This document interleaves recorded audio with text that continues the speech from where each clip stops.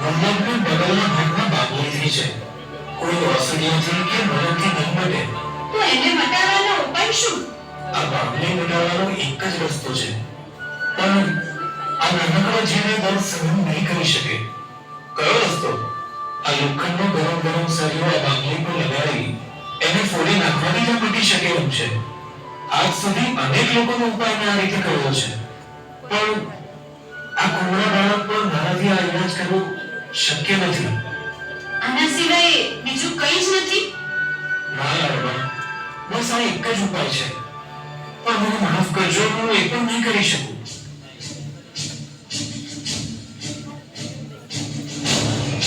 અરે બેટા,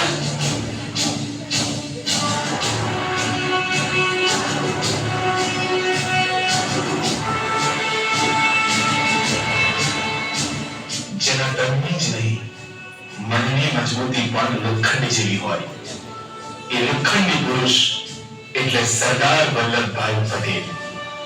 ઈસવીસન 1857 ના સ્વાતંત્ર્ય સંગ્રામમાં ઝાંસીની રાણીના સૈન્યમાં જોડાઈ દેશ માટે કંઈક કરી છૂટવાનું જોર ધરાવતા ઝવેરભાઈ અને તેમના પત્ની લાડબાઈના ઘરે ઈસવીસન 1875 ની 31મી ઓક્ટોબરે નડિયાદ ખાતે જન્મેલું આ હિંમતવાન સંતાન એટલે આપણા સરદાર વલ્લભભાઈ પટેલ.